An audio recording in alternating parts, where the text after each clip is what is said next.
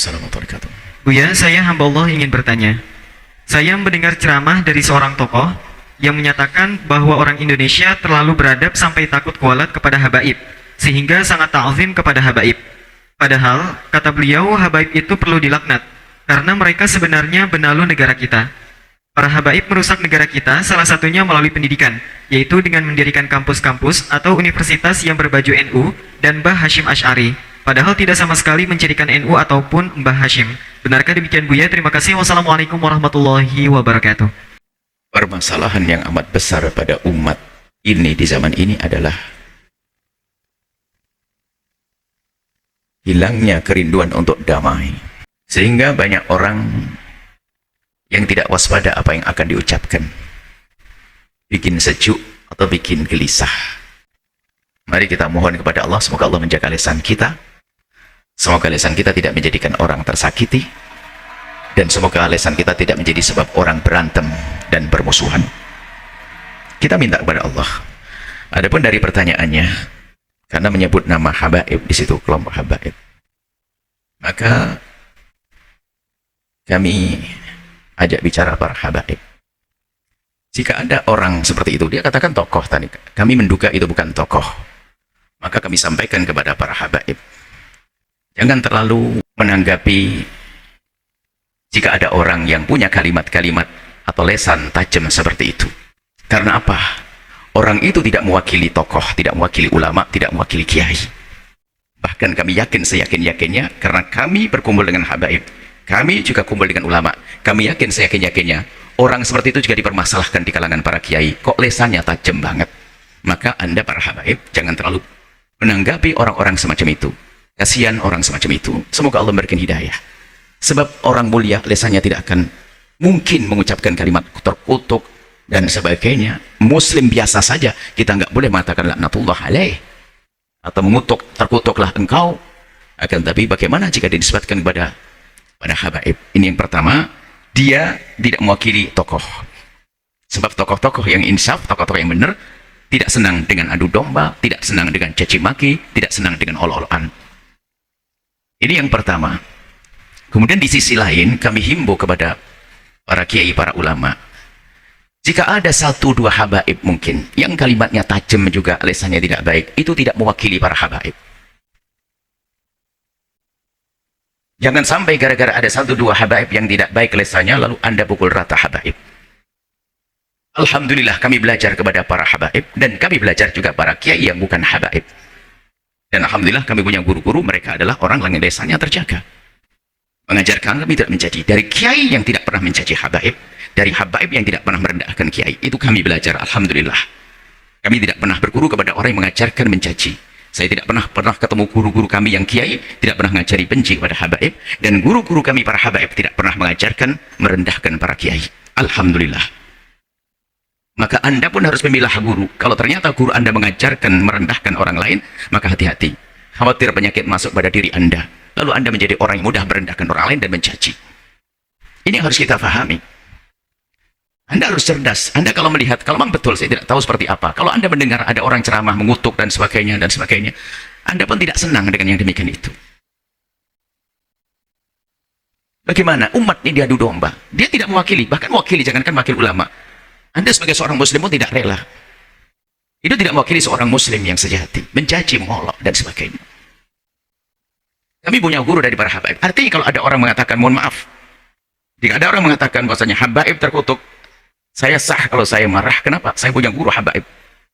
Atau ada orang merendahkan kiai, saya juga marah. Saya punya guru para kiai. Karena memang caci maki adalah bukan akhlak yang diajarkan baginda.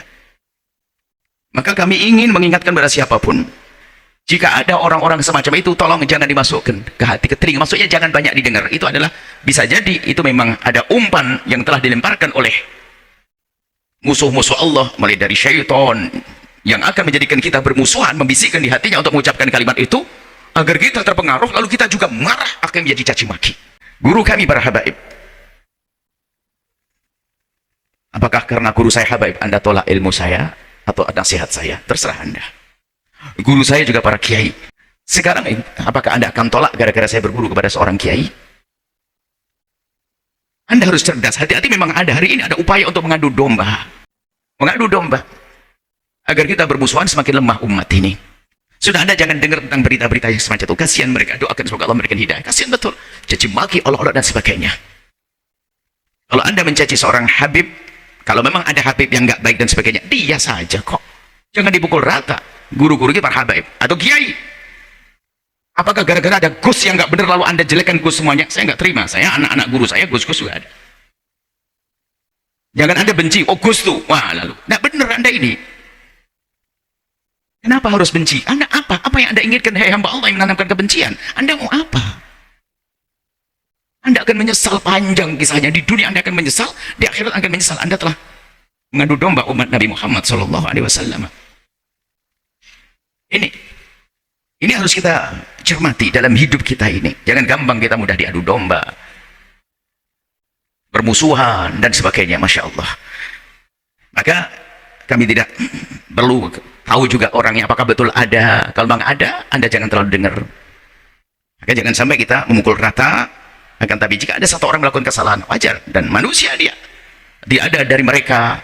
Guru-guru mulia itu adalah yang Nabi maksum. Tentu jika ada kesalahannya, maka sebagai muridnya kita tidak perlu mengumbar kesalahannya, tinggal kita diskusikan baik-baik. Kalau memang kesalahannya fatal, tapi yang jadi masalah adalah benci, dengki. Mohon maaf, hari ini saya keluar dari wilayah itu.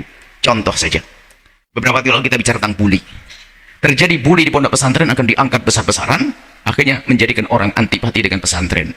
Padahal kalau dihitung berapa terjadi, seberapa banyak kejadian bully di pondok. Lupa bahasanya, di luar pondok juga ada anak gadis yang diperkosa oleh kawannya sebanyak-banyaknya, anak gadis ini itu dipukuli sebanyak-banyaknya, itu biasa saja. Kenapa? Kalau sudah disebutkan dengan kemuliaan, kadang gampang diekspos. Gus yang melakukan kesalahan untuk menghantam agar orang benci pada kiai dan anaknya. Habib melakukan kesalahan habis-habisan agar orang benci pada habaib. Loh, ini apa-apaan kan begitu? Sudah ya? Anda punya rambu-rambu jelas, Anda jadi orang cerdas. Kalau ada polisi pencuri, hati-hati, jangan Anda berkata, polisi pencuri, Anda kurang ajar. Satu polisi pencuri, lalu Anda katakan, Anda ini nggak sehat dong. Masa gara-gara di sebuah supermarket ada polisi mencuri, lalu dasar polisi, loh, Anda ini nggak sehat. Polisi itu ngamankan. Kalau ada pencurinya, itu adalah satu orang, dua orang. Dan tidak diizinkan oleh polisi, begitulah kisahnya. Maka, saya kembalikan pada semuanya. Jika ada orang-orang semacam itu, Anda pandang dengan pandangan kasih sayang, maksudnya kasihan dia. Doakan, dia bingung dia punya masalah dengan dirinya sendiri. Bahkan kalau kita lacak orang-orang begitu, musuhnya bukan saja jadi mungkin dia rebutan baris belum beres juga dengan saudara yang berantem. Karena memang hati yang biasa menanamkan kebencian, dia sudah punya kebencian yang banyak. Bukan urusan habaib, bukan urusan itu saja, sudah lama. Maka dia punya masalah dengan dirinya sendiri.